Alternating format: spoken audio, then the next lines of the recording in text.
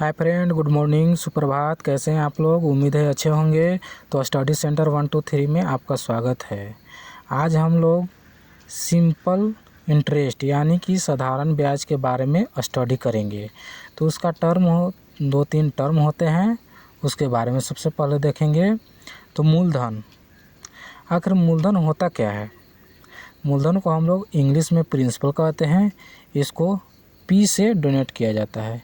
जिस मूल्य राशि को उधार दिया या लिया जाता है, मान लें कि हम किसी से उधार लिए या किसी को उधार दिए, उसी को मूलधन कहते हैं। और सेकंड टर्म आता है दर यानी कि रेट। इसको अंग्रेजी में रेट बोलते हैं और इसको आर से डिनोट करते हैं। तो इसका मतलब हुआ कि मूलधन को जितने ब्याज पर दिया जाता है, कितने परसेंट पर दिया जाता है, उसी को रेट बोलते हैं। थर्ड आता है आपको टाइम, समय। किसी मूलधन को जितने टाइम के लिए उधार दिया या लिया जाता है, किसी मूलधन है, हम किसी से उधार लिए हैं तो कितने टाइम के लिए हैं, या किसी को दिए हैं तो कितने टाइम के लिए दिए हैं, वही समय हो जाता है। और सिंपल इंटरेस्ट क्या होता है? आखिर मेन टॉपिक तो मेरा सिंपल इंटरेस्ट है। तो सिंपल इंटरेस्ट होता क्या है उसको देखेंगे। तो उधार दिया गया धन राशि को वापसी के समय निश्चित दर से कुछ अतिरिक्त धन राशि वापस करनी होती है, उसी को साधारण ब्याज कहते हैं।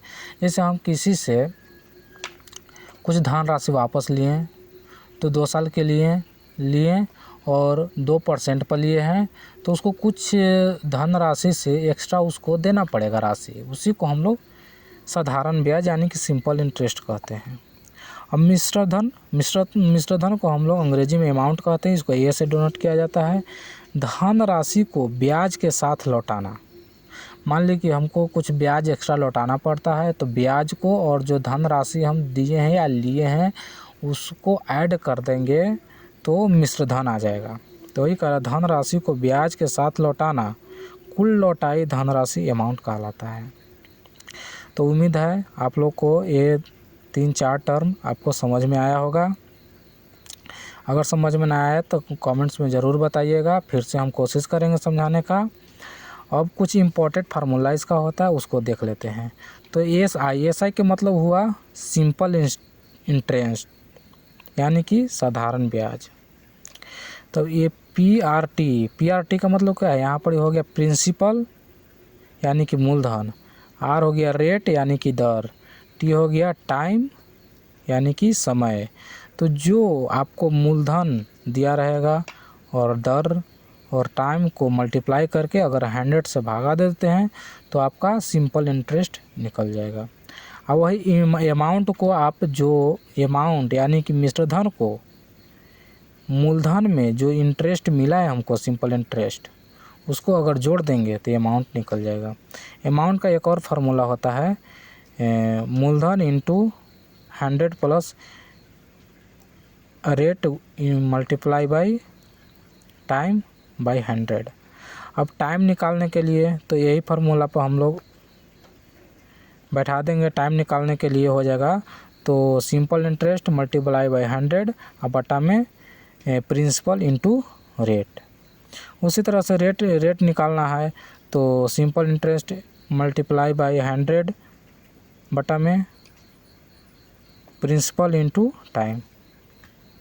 उसी तरह से प्रिंसिपल निकालना है तो निकल जाएगा।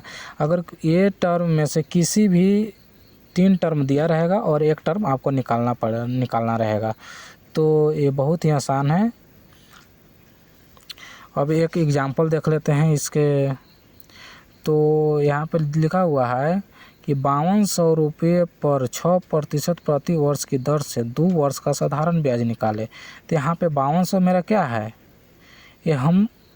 ये आपका प्रिंसिपल हो गया यानी कि मूलधन हो गया। यहाँ पे रेट दर आपको 6% हो गया, टाइम 2 वर्ष हो गया। तो सिंपल इंटरेस्ट निकालना है तो मूलधन गुने समय गुने दर बटा में 100 मल्टीप्लाई करके इतना आ गया।